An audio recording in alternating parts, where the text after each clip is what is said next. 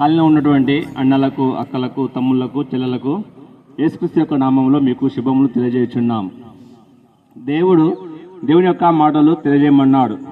ఏంటి అంటే, సర్వ సృష్టికి వెళ్ళి నా సువార్తను ప్రకటించుడని ప్రభువైన యేసుక్రీస్తు వారు సెలవిస్తా వచ్చినాడు. సువార్త అనగా ఒక మంచి వార్త, ఒక శుభవార్త. తెలియని విషయము తెలియజేసేదే సువార్త.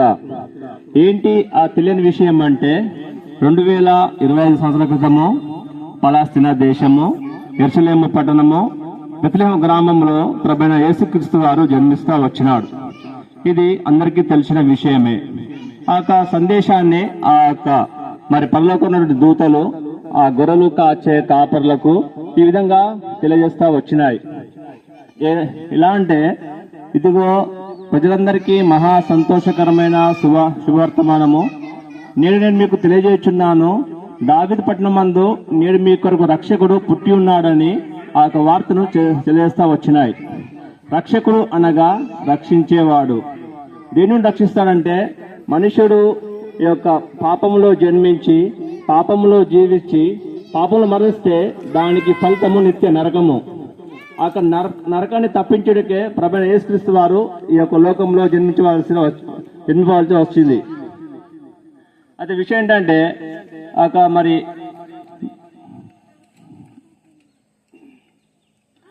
ఏంటంటే, ప్రభు యొక్క రక్తము ప్రతి పాపం కడిగి మనిషి పవిత్రపరుస్తుంది. మన యొక్క పాపాలు మనము ఏ విధంగానైనా మనం తీసివేసుకోలేము.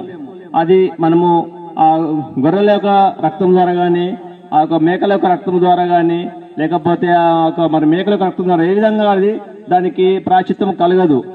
అనేక గ్రంథాలు చెప్తున్నాయి, పాపానికి ప్రాయశ్చిత్తము మన యొక్క రక్త ప్రోక్షణ అని.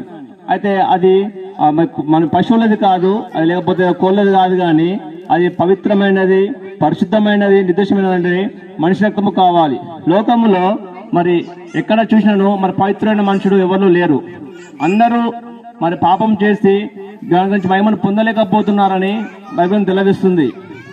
కనుక ఆ యొక్క ప్రభువైన యేసుక్రీస్తు వారు మాత్రమే ఈ లోకములో కన్యక గర్భమందు పరిశుద్ధాత్మ శక్తి ద్వారా తనొక్కటే పవిత్రంగా జన్మిస్తా వచ్చినాడు. తను వచ్చే ఉద్దేశం ఏంటంటే, మనుషుడు చనిపోతే ఎక్కడికి వెళ్తాడు, అదే మనం తెలుసుకోవాల్సిన సత్యము. రెండు మార్గాలు ఉన్నాయి. ఒకటి పరలోకము, ఒకటి పాతాళము.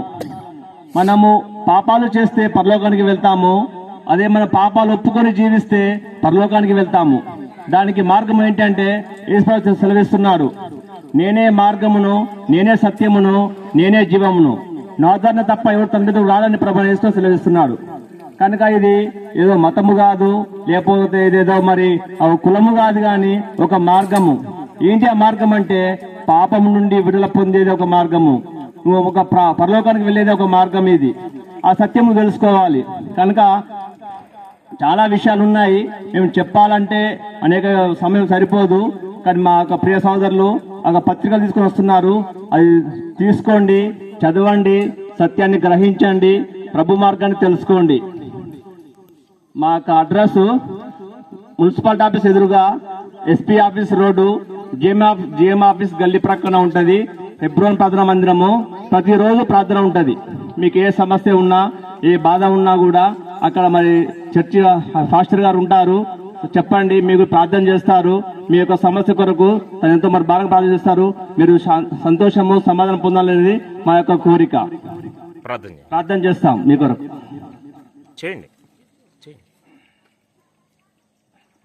ప్రేమ గల తండ్రి, కృపల మా దేవ, మీ పవన చేస్తాం తండ్రి ప్రభా. యొక్క సాయంకాల సమయంలో తండ్రి ప్రభా, కొన్ని మాటలు మీ యొక్క ప్రజలకు వినిపిస్తూ వచ్చినాం తండ్రి ప్రభా. ఏదైతే మేము సంతోషం పొందినామో మీద మేము ఆనందం పొందినాం తండ్రి ప్రభా. వారు కూడా పొందిన కృప చూపించండి, ముందుకెళ్ళడం సాయం చేయండి. సమాసం జలపగిస్తూ యేసుక్రీస్తు నామములో ప్రార్థించి అడిగి వేడుకుంటున్నాం తండ్రి. ఆమేన్.